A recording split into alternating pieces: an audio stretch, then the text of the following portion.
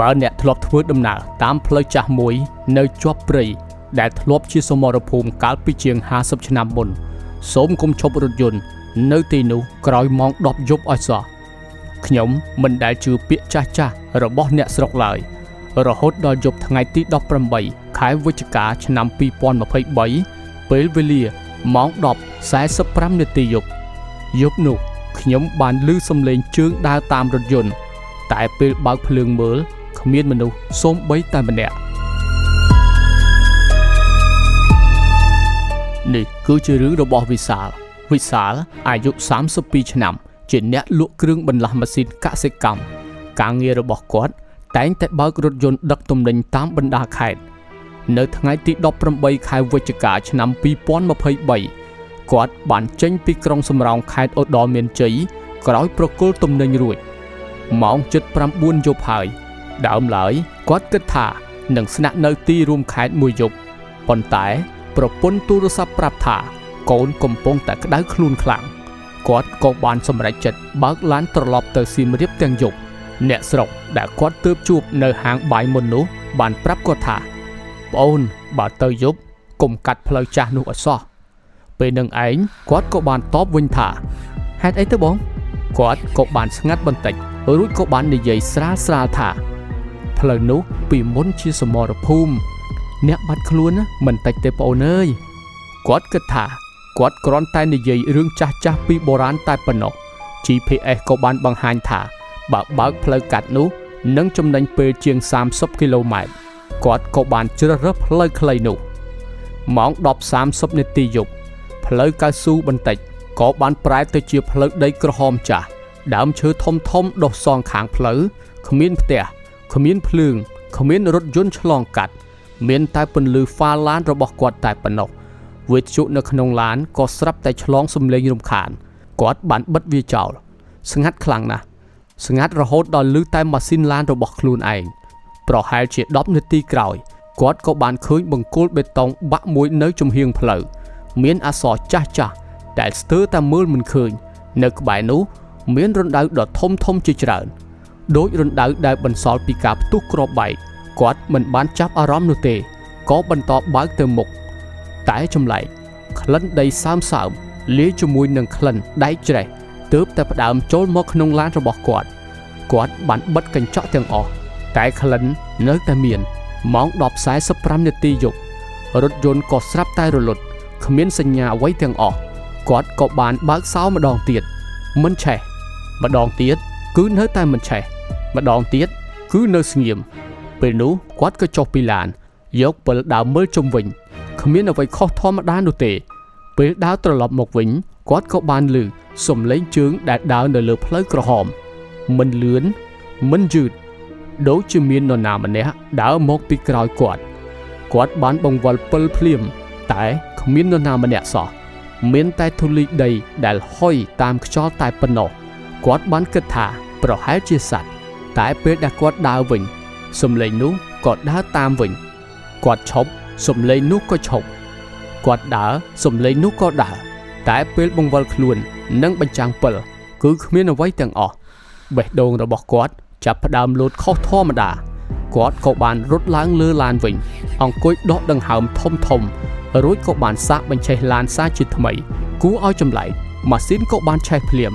ដូចជាវាមិនបានខូចអ្វីសោះអញ្ចឹងគាត់មិនចង់នៅទីនោះសូម្បីតែ1វិនាទីទៀតឡើយគាត់ក៏បានជន់ហ្គែយ៉ាងលឿនតែពេលមើលកញ្ចក់ក្រោយគាត់ក៏បានឃើញអ្វីមួយមនុស្សម្នាក់ឈរនៅកណ្ដាលផ្លូវឈរនឹងថ្កល់មិនរត់មិនដើរមើលមករកឡានរបស់គាត់ក៏បានគិតថាប្រហែលជាអ្នកដំណើរគាត់ក៏បានជន់ហ្វ្រាំងបន្តិចតែពេលបើកភ្លើងឲ្យមើលឃើញច្បាស់នៅទីនោះគ្មានមនុស្សគ្មានសត្វគ្មានអ្វីទាំងអស់តែសំឡេងដើរគឺនៅតែបន្លឺឡើងពីខាងក្រោយឡានរបស់គាត់ទោះបីជាគាត់កំពុងតែបើកលឿនក្នុងរយៈពេល60គីឡូម៉ែត្រក្នុង1ម៉ោងក៏ដោយ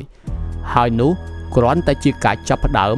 នៃយប់ដែលគាត់មិនអាចបំភ្លេចបានសំឡេងជើងនៅតែឮច្បាស់ពីក្រោយរថយន្តទោះបីគាត់កំពុងបើកល្បឿន70គីឡូម៉ែត្រក្នុង1ម៉ោងក៏ដោយគាត់ចាប់ផ្ដើមស្ទាក់ស្ទើរបើជាសត្វវាមិនអាចរត់តាមរថយន្តបានលឿនដូចនេះទេបើជាមនុស្ស ក៏រត់តែមិនអាចទៅរួចទៀតគាត់មិនងាកមើលកញ្ចក់ក្រោយទៀតឡើយព្រោះបេះដូងរបស់គាត់បានលោតញាប់រហូតដៃគាត់កាន់ចង្កូតញ័រទៅហើយប៉ុន្តែភ្លើងខាងមុខរថយន្តស្រាប់តែចាប់ផ្ដើមភ្លឹបភ្លែតម្ដងភ្លឺម្ដងងឹតគាត់ក៏បានស្ទុះមើលផ្ទាំងអេក្រង់ថ្មឡាននៅធម្មតាម៉ាស៊ីនក៏ដំណើរការល្អធម្មតាមិនមានសញ្ញាខូចអ្វីទាំងអស់ប្រហែលជា5នាទីក្រោយគាត់ក៏បានឃើញអគារតូចមួយនៅខាងឆ្វេងផ្លូវជាផ្ទះបេតុងចាស់ដំបូលស័ង្កសីបាក់ខ្លះនៅខាងមុខមានបង្គោលទង់ជាតិចាស់មួយគាត់គិតថាប្រហែលជាប៉ុស្តិ៍យាមចាស់ដែលគេបោះបង់ចោលគាត់ចាប់ផ្ដើមដកដង្ហើមធំហើយបាននិយាយថាបើមានមនុស្សនៅទីនោះក៏អាចសុំជំនួយបានគាត់ក៏បានបត់រថយន្តចូលពេលដែលចុះពីរថយន្តភាពស្ងប់ស្ងាត់បានធ្វើឲ្យគាត់មិនស្រួលនៅក្នុងចិត្តទាល់តែសោះគ្មានសូម្បីតែសំឡេងចង្រិតគ្មានខ្យល់បក់ដើមឈើនៅជុំវិញស្ងាត់ដូចគេថតរូបគាត់ក៏បានយកពិលបញ្ចាំងចូលទៅក្នុងអគារមានតុឈើចាស់មួយកៅអីបាក់បែកលើជើងជញ្ជាំងមានស្នាមគ្រាប់កាំភ្លើងជាច្រើនធូលីកម្រាស់ជិត1សង់ទីម៉ែត្រមើលទៅគ្មានអ្នកណាចូលមកទីនេះជាយូរឆ្នាំមកហើយពេលនោះគាត់ក៏បានដើរមួយជំហាន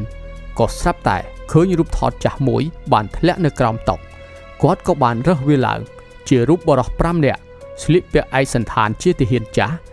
រូបថតប្រែពណ៌ស្ទើរមើលមិនស្គាល់ប៉ុន្តែអ្វីដែលធ្វើឲ្យគាត់ស្រាវខ្នងគឺមានមុខម្នាក់ត្រូវបានគេគូសសញ្ញាខ្មៅចោលដូចជាមាននរណាចេតនាលុបមុខគាត់ចេញគាត់មិនចង់ប៉ះពាល់របស់ចាស់នោះទេគាត់ក៏បានដាក់រូបថតត្រឡប់ទៅវិញពេលក្រោកឈរគាត់ក៏បានឮសំឡេងដូចជាដែកកកិតគ្នាវាចេញពីខាងក្រោយអគារគាត់ក៏បានបញ្ចាំងពិលទៅគឺគ្មានអ្វីនោះទេតែសំឡេងនោះនៅតែបន្តឮម្ដងទៀតដូចជាមាននរណាម្នាក់កំពុងតែរុញទ្វារចាស់យឺតគាត់ក៏ប្រឹងប្រមូលកម្លាំងស្មារតីហើយដើរទៅមុខទ្វារក្រោយបានបើកចំហពាក់កណ្ដាលខាងក្រោយវាជាវាលស្មៅធំហើយឆ្ងាយបន្តិចនៅមានរណ្ដៅធំរាប់សិបរណ្ដៅស្រដៀងទៅនឹងរណ្ដៅដែលគាត់បានឃើញនៅមុននេះរំពេចនោះគាត់ក៏បានឮសំឡេងមនុស្សនិយាយមិនមែនម្នាក់គឺដូចជាច្រើនអ្នកប៉ុន្តែខ្សឹបរហូតស្ដាប់មិនបានពាក្យណាមួយនោះឡើយគាត់បានបិទពិលភ្លាមសំឡេងនោះនៅតែឮគាត់ក៏បានបើកពិលឡើងវិញសំឡេងនោះក៏បានបាត់គាត់បិទពិលម្ដងទៀតសំឡេងនោះក៏ត្រឡប់មកវិញដូចជាមានមនុស្សជាច្រើនឈរនិយាយគ្នានៅក្នុងភាពងងឹតញើសចាប់ផ្ដើមហូរត្រជាក់ចូលខ្នងរបស់គាត់ពិសាលក៏បានសម្រេចចិត្តដើរចេញពីទីនោះភ្លាមតែពេលដែលដើរមកដល់រថយន្តទ្វារខាងអ្នកបើកចំហរួចទៅហើយគាត់ប្រកាសណាស់ពេលដែលគាត់ចុះពីឡានគាត់បានចាក់សោពេលនេះគាត់ចាប់ផ្ដើមលេបទឹកមាត់ហើយមើលជុំវិញគ្មានមនុស្សគ្មានស្នាមជើងគឺមានតែដីក្រហមសើមគាត់ក៏បានឡើងអង្គុយក្នុងរថយន្តយ៉ាងប្រញាប់បិទទ្វារភ្លាមតែពេលងាកមើលកៅអីខាងក្រោយមានដីក្រហមជ្រុះរាយប៉ាយពេញកម្រាលឡានដូចជាមាននរណាម្នាក់ទើបតែឡើងអង្គុយនៅទីនោះគាត់ក៏បានសម្លឹងមើលតាមកញ្ចក់កណ្ដាលមើលក្រោយកៅអីខាងក្រោយនៅទៅទេប៉ុន្តែមានស្នាមដៃ5រៀមលេចឡើងលើកញ្ចក់ខាងក្នុងយឺតមិនដឹងកើតឡើងពីពេលណានោះឡើយស្នាមនោះបានប្រឡាក់ដោយដីក្រហមសើមគាត់មិនហ៊ានជូតវាចេញនោះទេគាត់បានជន់ហ្គាចេញពីប៉ុស្តិ៍យាមនោះដោយមិនងាកក្រោយនោះឡើយប៉ុន្តែបន្ទាប់ពីបើកបានប្រហែលជា1គីឡូម៉ែត្រគាត់ក៏ស្រាប់តែឃើញបង្គោលបេតុងចាស់ដែលគាត់បានឃើញកាលពីមុនឈរនៅខាងមុខគាត់ម្ដងទៀតគាត់ចាប់ផ្ដើមដឹងថាគាត់ប្រហែលជាមិនបានបើកចេញពីផ្លូវចាស់នោះទាល់តែសោះគាត់បានឈប់ឡានស្ងៀមមួយសន្ទុះបេះដូងលោតញាប់រហូតដល់ឮច្បាស់នៅក្នុងត្រចៀករបស់ខ្លួនឯងគាត់បានសម្លឹងទៅបង្គោលបេតុងចាស់នោះម្ដងទៀតវាជាបង្គោលដដែលស្នាមបាក់នៅផ្នែកខាងលើអក្សរចាស់ស្ទើរតែរលុបអស់និងរណ្ដៅធំនៅជុំវិញដែលគាត់បានឃើញរួចទៅហើយគាត់មើល GPS សញ្ញាផែនទីនៅតែដំណើរការតែរូបសញ្ញារថយន្តរបស់គាត់មិនផ្លាស់ទីនោះឡើយទោះបីជាគាត់បើកជិត1គីឡូម៉ែត្រក៏ដោយគាត់បានបិទ GPS ហើយបើកឡើងវិញនៅតែដដែលពេលនោះគាត់ក៏ចាប់ផ្ដើមដឹងថាគាត់មិនគួរពឹងលើបច្ចេកវិទ្យានៅពេលនេះទៀតនោះទេ គាត់ក៏បានសម្រេចបន្តបើកទៅមុខយឺតលើកនេះគាត់មិនបើកលឿនទៀតនោះឡើយគាត់ចង់សង្កេតគ្រប់យ៉ាងនៅជុំវិញនេះប្រហែលជា10នាទីក្រោយមកគាត់ក៏បានឃើញពន្លឺលឿងស្រអាប់មួយនៅឆ្ងាយដំបូងគាត់គិតថាជាភ្លើងផ្ទះអ្នកស្រុកតែនៅពេលដែលបើកជិតដល់វាជាចង្កៀងប្រេងតូចមួយដែលនៅក្បែរខ្ទមឈើចាស់ខ្ទមនោះបានសង់នៅលើជើងថ្មទាបជុំវិញមានដើមត្នោតនិងដើមស្វាយចាស់ទីនោះមើលទៅដូចជាមានមនុស្សរស់នៅគាត់មានអារម្មណ៍ថារៀងធូរស្រាលបន្តិចគាត់ឈប់ឡានហើយបានស្រែកហៅមានអ្នកនៅទីនេះទេមិនដល់1នាទីផងទ្វារខ្ទមក៏បានបើកយឺតបុរសចំណាស់ម្នាក់បានដើរចេញមកគាត់ប្រហែលជាអាយុជាង70ឆ្នាំស្លៀកខោអាវពណ៌ប្រផេះចាស់កាន់ចង្កៀងប្រេងមួយគាត់មើលមុខវិសាលយ៉ាងយូរមិននិយាយអ្វីសោះវិសាលគឺជាអ្នកនិយាយមុនខ្ញុំមកវិញផ្លូវហើយតាសុំសួរផ្លូវទៅស៊ីមរៀបបានអត់គាត់ក៏បានដកដង្ហើមធំរួចសួរតែម្ដងក្មួយឈប់ឡាននៅរណ្ដៅធំមែនវិសាលស្ទាក់ស្ទើរគាត់បានគិតថាគាត់មិនបានប្រាប់ថាគាត់បានឈប់នៅទីនោះទេគាត់គ្រាន់តែងក់ក្បាលហើយពេលនោះទឹកមុខរបស់គាត់ប្រែជាស្ងួតភ្លាមគាត់បាននិយាយថាអ្នកដែលឈប់នៅទីនោះយប់ភាគច្រើនមិនសូវបានត្រឡប់មកវិញនោះទេពេលនេះឯងវិសាលក៏ចាប់ផ្ដើមញញឹមទាំងបង្ខំតាខ្ញុំមិនជឿអារឿងបែបអីនឹងទេតាលោកតាមិនបានតបនោះឡើយគាត់គ្រាន់តែលើកចង្កៀងសម្ដៅទៅផ្លូវដែលវិសាលទើបតែបើកបរមកផ្លូវនោះកាលពីសង្គ្រាមឡានដឹកទាហាននិងអ្នកស្រុកឆ្លងកាត់រាល់ថ្ងៃមានថ្ងៃមួយក្របមានបានផ្ទុះជាប់គ្នាមនុស្សជាច្រើនបាត់ខ្លួនរកសាកសពមិនឃើញពេលនោះវិសាលបានស្ងៀមខ្យល់ត្រជាក់ចាប់ផ្ដើមបក់តិចវិសាលក៏បានសួរគាត់វិញចុះខ្ញុំត្រូវធ្វើយ៉ាងម៉េចទើបអាចខ្ញុំចេញពីផ្លូវនឹងបានគាត់ក៏បានមើលមកវិសាលហើយក៏បាននិយាយថាកុំឈប់មើលអ្វីនៅជំហៀងផ្លូវកុំរើសរបស់អ្វីដែលឃើញនៅលើដីបើឮមានអ្នកណាហៅឈ្មោះកុំឆ្លើយពេលឮបែបនោះគាត់មានអារម្មណ៍ថាមិនសូវស្រួលនោះឡើយគាត់អរគុណលោកតាហើយក៏បានឡើងឡានទៅវិញមុនបើកចេញគាត់ក៏បានបើកកញ្ចក់សួរគាត់មួយសំណួរចុងក្រោយតើមានផ្ទះប្រមាណខ្នងនៅកន្លែងហ្នឹងគាត់បានញញឹមតិចហើយបាននិយាយថានៅសល់តែខ្ទមតាមម្នាក់ឯងទេវិសាលក៏ងក់ក្បាលហើយបើកឡានចេញទៅតែពេលដែលបើកបានប្រហែលជា200ម៉ែត្រគាត់នឹកឃើញថាគាត់ភ្លេចសួរឈ្មោះរបស់លោកតានោះគាត់ក៏បានមើលទៅក្រោយបេះដូងរបស់គាត់ស្ទើរតែឈប់ដើរនៅទីនោះគ្មានខ្ទមគ្មានចង្កៀងគ្មានបរោះចំណាស់មានតែវាលស្មៅនិងដើមឈើធំតែប៉ុណ្ណោះគាត់ចុះពីឡានភ្លាមយកពិលបញ្ចាំងជុំវិញគ្មានស្នាមផ្ទះគ្មានស្នាមមនុស្សរស់នៅសូម្បីតែស្នាមកង់ឡានដែលខ្ញុំទើបតែបត់ចូលក៏គ្មាននោះដែរដូចជាទីនោះមិនធ្លាប់មានខ្ទមអ្វីទាំងអស់វិសាលក៏បានប្រញាប់ឡើងឡានវិញចាប់ផ្ដើមគិតថាតើបរិសុទ្ធចំណាស់ម្នាក់ដែលទើបតែនិយាយជាមួយគាត់ជាមនុស្សពិតឬជាអ្នកណាម្នាក់ដែលនៅតែយាមផ្លូវចាស់សម័យសង្គ្រាមនេះហើយនៅពេលដែលវិសាលកំពុងតែគិតក៏ស្រាប់តែវិទ្យុនៅក្នុងឡានដែលគាត់បានបិទតាំងពីដើមមកក៏បានបើកដោយខ្លួនឯងក្នុងសំឡេងរំខាននោះគាត់ក៏បានឮសំឡេងបរិសុទ្ធម្នាក់និយាយថាកុំងាកក្រោយវិសាលក៏ចង់ស្ទះមួយរំពេចព្រោះនៅក្នុងកញ្ចក់កណ្ដាលគាត់បានមើលឃើញដូចជាមានមនុស្សម្នាក់អង្គុយស្ងៀមលើកៅអីខាងក្រោយនៅពេលនោះដៃរបស់គាត់នៅតែញ័រមិនឈប់គាត់ក៏បានបើកកញ្ចក់ក្រោយម្ដងទៀតគាត់បានបើកឡានប្រហែលជា10នាទីភ្លើងមុខរបស់រថយន្តបានប៉ះទៅនឹងអគារបេតុងចាស់មួយវាមានដំបូលបាក់រុក្ខជាតិក៏វាឡើងពេញជញ្ជាំងខាងមុខមានស្លាកស៊ីម៉ង់ដែលអក្សរស្ទើរតែលុបអស់គាត់បានអានតែពាក្យមួយថាមន្ទីរពេទ្យគាត់គិតស្មានថាប្រហែលជាមន្ទីរពេទ្យបណ្ដោះអាសន្នកាលសម័យសង្គ្រាមគាត់មិនបានចោះនោះទេប៉ុន្តែភ្លើងខាងមុខនៃរថយន្តស្រាប់តែរលត់ម៉ាស៊ីននៅតែដំណើរការតែភ្លើងទាំងអស់ក៏បានរលត់គ្មានជម្រើសគាត់ក៏យកពិលចុះពីលើឡានខ្យល់ត្រជាក់បក់មកពីខាងក្នុងអគារគាត់បញ្ចាំងពិលជុំវិញមានដែកច្រេះចាស់មានទូថ្នាំបាក់និងសម្បកដបដែលរលួយអស់លើឥដ្ឋមានស្លឹកឈើក្រាស់ មើលទៅគ្មានមនុស្សចូលមកជាច្រើនឆ្នាំមកហើយវិសាក៏បានដើរជឿនស្រាប់តែពន្លឺពិលប៉ះទៅលើតុឈើមួយលើតុមានសៀវភៅកំណត់ហេតុចាស់មួយក្បាលគួរឲ្យចម្លែកណាស់ទោះបីធូលីពេញបន្ទប់ក៏ដោយសៀវភៅនោះស្អាតជាងរបស់ផ្សេងដូចជាមាននរណាម្នាក់ទើបតែដាក់វានៅកន្លែងនោះវិសាលក៏ឈរគិតមួយសន្ទុះរួចគាត់ក៏ចាំពាក្យបរិះចំណាស់ថាកុំរើសរបស់អ្វីដែលមើលឃើញនៅលើដីជាដាច់ខាតសៀវភៅនោះវាមិននៅលើដីនោះទេវាដាក់នៅលើតុដោយចង់ដឹងគាត់ក៏បានលើកវាឡើងទំព័រដំបូងបានសរសេរដោយដៃថ្ងៃទី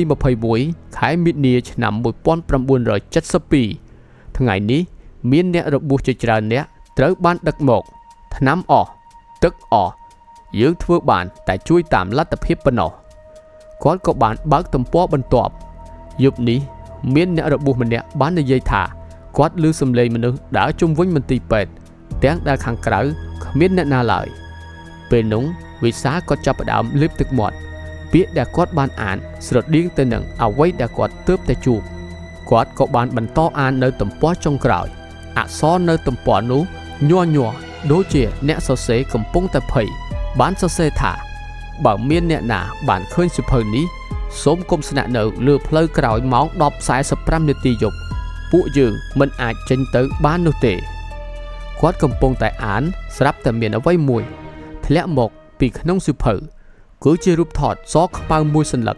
ក្នុងរូបមានក្រុមគ្រូពេទ្យនិងអ្នកជំងឺជាច្រើនអ្នកឈរនៅមុខអគារគាត់ក៏បានសម្លឹងមើលយូរហើយបេះដូងរបស់គាត់ស្ទើរតែឈប់ដើរនៅជ្រុងខាងស្ដាំនៃរូបថតមានបរិះចំណាស់ម្នាក់កាន់ចង្កៀងគាត់គឺជាមនុស្សដែលវិសាលទើបតែបានជួបនៅខ្ទមមុននេះទាំងដែលរូបថតនេះមានអាយុជាង50ឆ្នាំវិសាលបានបិទសៀវភៅភ្លាមហើយនៅពេលនោះខ្យល់ត្រជាក់មួយក៏បានបក់កាត់បន្ទប់ទ្វារខាងក្រោយអគារស្រាប់តែបិទខ្ទប់ដោយខ្លួនឯងវិសាលក៏ស្ទុះងាកទៅមើលពេលងាកត្រឡប់មកវិញសៀវភៅនៅក្នុងដៃរបស់គាត់បានបើកទៅទំព័រចុងក្រោយដោយខ្លួនឯងហើយនៅខាងក្រោមអក្សរចាស់មានអក្សរថ្មីមួយជួរអក្សរដែលដូចជាទឹកថ្នាំទើបតែសរសេរបានសរសេរថាអ្នកមកដល់ហើយវិសាលក៏បានបោះសៀវភៅចេញពីដៃពេលបញ្ចាំងពិលទៅយកវាវិញអក្សរនោះក៏បានបាត់ទៅហើយប៉ុន្តែជំនួសមកវិញនៅសំឡេងជើងជាច្រើនគូកំពុងតែដើរចូលមកក្នុងអគារយឺតកាន់តែជិតកាន់តែគៀកហើយគាត់មិនដឹងថាត្រូវរត់ទៅទិសខាងណានោះទេសំឡេងជើងជាច្រើនគូបានកាន់តែគៀកខិតជិតមកដល់គាត់វិសាលបញ្ចាំងពិលទៅតាមច្រករបៀងគ្មាននរណាម្នាក់នោះឡើយប៉ុន្តែសំឡេងនោះនៅតែបន្តដូចជាមានមនុស្សរាប់សិបនាក់កំពុងតែដើរលើកម្រាលបេតុងចាស់គាត់មិននៅចាំទៀតនោះទេគាត់ក៏រត់ចេញពីអគារយ៉ាងលឿនពេលរត់ដល់រថយន្តគាត់បើកទ្វារឡើងអង្គុយភ្លាមដៃរបស់គាត់ញ័ររហូតចាក់សោស្ទើរតែមិនត្រូវគាត់បានបញ្ឆេះម៉ាស៊ីនឡានលើកទី1មិនឆេះលើកទី2ក៏នៅតែស្ងាត់ពេលដែលគាត់កំពុងតែត្រៀមសាកលើកទី3គាត់បានឃើញពាក្យចុងក្រោយរបស់បុរសចំណាស់នោះកុំឈប់ទៅមុខជានិច្ចគាត់ក៏បានបើកភ្នែកមួយផ្លែតហើយបង្វិលសោម្ដងទៀតម៉ាស៊ីនក៏បានឆេះឡើងភ្លើងខាងមុខរថយន្តក៏ចាប់ផ្ដើមត្រឡប់មកភ្លឺដូចដើមវិញគាត់មិនបានខ្ជះខ្ជាយពេលវេលាសូម្បីតែ1វិនាទីជន់ហ្គែចេញពីទីនោះភ្លាមយ៉ាងលឿនគាត់មិនដឹងថាបើកបានប៉ុន្មានគីឡូម៉ែត្រនោះទេគាត់គ្រាន់តែបើកទៅមុខមិនបានងាកក្រោយមិនឈប់មិនមើលអ្វីនៅតាមចិញ្ចើមផ្លូវមួយសន្ទុះក្រោយមកគាត់ក៏ចាប់ផ្ដើមឃើញភ្លើងផ្ទះអ្នកស្រុកបន្ទាប់មកគាត់ក៏ឃើញបង្គោលភ្លើងឃើញម៉ូតូមួយគ្រឿងបើកឆ្លងកាត់ហើយទើបដឹងថាគាត់បានចេញផុតពីផ្លូវចាស់នោះហើយគាត់ឈប់នៅតូបលក់កាហ្វេមួយក្បែរផ្លូវជាតិម្ចាស់តូបជាបរិះវ័យប្រហែលអាយុ60ឆ្នាំគាត់ឃើញសភាពស្លេកស្លាំងក៏យកទឹកមួយដបឲ្យរួចក៏សួរថាប្អូនមកពីណាគាត់ក៏បានប្រាប់តាមត្រង់ថាគាត់ទើបតែបើកកាត់ផ្លូវចាស់ដែលធ្លាប់ជាសមរភូមិទឹកមុខរបស់លោកពូម្នាក់នោះក៏បានប្រែជាស្ងប់ស្ងាត់គាត់បានសួរបន្តថាប្អូនបានឃើញបរិះចំណាស់កាន់ចង្កៀងឬអត់វិសាក៏បានជ្រុះដបទឹកពីដៃបាទខ្ញុំបានជួបលោកពូម្ចាស់តូបស្ងាត់មួយសន្ទុះហើយក៏បាននិយាយទៀតថាឪពុកខ្ញុំ ធ្លាប់បាននិយាយថាកាលសង្គ្រាមមានអ្នកយាមម្នាក់ជួយនាំអ្នករបួសទៅមន្ទីរពេទ្យជាច្រើនអ្នកថ្ងៃមួយគាត់បានបាត់ខ្លួនពេលទៅជួយមនុស្សមួយក្រុមគេរកមិនឃើញទាំងគាត់ទាំងអ្នករបួសទាំងនោះចាប់តាំងពីពេលនោះមកអ្នកធ្វើដំណើរខ្លះបាននិយាយថាបានជួបបរិសុទ្ធចំណាស់កាន់ចង្គៀងប្រាប់ផ្លូវនិងជួយឲ្យចេញពីតំបន់នោះពេលនោះវិសាលអង្គុយស្ដាប់ដោយមិននិយាយអ្វីទាំងអស់2ថ្ងៃក្រោយអារម្មណ៍របស់វិសាលចាប់ផ្ដើមធម្មតាឡើងវិញប៉ុន្តែរឿងមួយដែលនៅដក់ជាប់ក្នុងចិត្តរបស់គាត់គឺរូបថតដែលគាត់បានឃើញនៅមន្ទីរពេទ្យចាស់គាត់បានសម្រេចចិត្តត្រឡប់ទៅស្រុកនោះម្ដងទៀតប៉ុន្តែទៅនៅពេលថ្ងៃនិងជាមួយអ្នកស្រុកពួកគេបានរកឃើញទីតាំងរបស់អគារចាស់ដែលបានចូលតែអ្វីដែលធ្វើឲ្យគាត់ភ្ញាក់ផ្អើលគឺអគារនោះរលំបាក់ស្ទើរតែទាំងស្រុងដំបូលដួលអស់រុក្ខជាតិដុះពេញអ្នកស្រុកក៏បានប្រាប់ថាគ្មានអ្នកណាអាចចូលទៅខាងក្នុងបានរាប់សិបឆ្នាំមកហើយវិសាលបានប្រាប់ថាខ្ញុំបានឃើញសៀវភៅកំណត់ហេតុមួយអ្នកស្រុកក៏គ្រវីក្បាលហើយបាននិយាយថាទីនោះគ្មានសៀវភៅអ្វីនោះទេដើម្បីឲ្យប្រកាសវិសាលក៏បានចូលទៅមើលម្ដងទៀតតុឈើដែលគាត់បានឃើញបានបាក់រលំអស់គ្មានសៀវភៅគ្មានរូបថតនិងគ្មានអ្វីដែលសល់នោះឡើយដូចជាអ្វីដែលគាត់បានជួបនៅយប់នោះមិនធ្លាប់មាននោះឡើយល្ងាចថ្ងៃនោះមុននឹងត្រឡប់មកផ្ទះវិសាលបានឈប់នៅក្បែរវត្តមួយគាត់បានទិញធូបផ្កានិងអុជនៅស្គប់រំលឹកអ្នកដែលបានបាត់បង់ជីវិតនៅក្នុងសម័យសង្គ្រាមវិសាលក៏បានឈរស្ងៀមមួយសន្ទុះនៅក្នុងចិត្តគិតតែមួយគត់សូមឲ្យអ្នកទាំងអស់បានសុខសាន្តខ្យល់ត្រជាក់មួយបានបក់មកគាត់មានអារម្មណ៍ថាបន្ទុកធ្ងន់នៅក្នុងចិត្តរបស់គាត់បានធូរស្រាលរហូតមកដល់សប្តាហ៍ថ្ងៃនេះបើមានអ្នកណាសួរគាត់ថាតើមានរឿងអ្វីចម្លែកនៅលើផ្លូវចាស់សម័យសង្គ្រាមនោះពិតមែនដែរឬទេគាត់មិនដែលឆ្លើយថាមានខ្មោចឬក៏គ្មាននោះទេគាត់គ្រាន់តែបាននិយាយថាកន្លែងខ្លះមិនគួរទៅដោយការមិនគោរពប្រវត្តិសាស្ត្រនិងការឈឺចាប់របស់អ្នកដែលបានធ្លាប់រស់នៅទីនោះហើយចាប់តាំងពីយប់ថ្ងៃទី18ខែវិច្ឆិកាឆ្នាំ2023មកគាត់មិនដែលបានបើករថយន្តកាត់ផ្លូវចាស់នោះម្ដងទៀតនោះឡើយបើសិនជាបងប្អូនចូលចិត្តស្ដាប់កំសាន្តនៅវីដេអូប្រភេទនេះសូមលោកអ្នកចុច Subscribe និងសញ្ញារូបកណ្ដឹងដើម្បីទទួលបាននៅវីដេអូថ្មីៗជាបន្តទៀតជួបគ្នានៅវីដេអូក្រោយ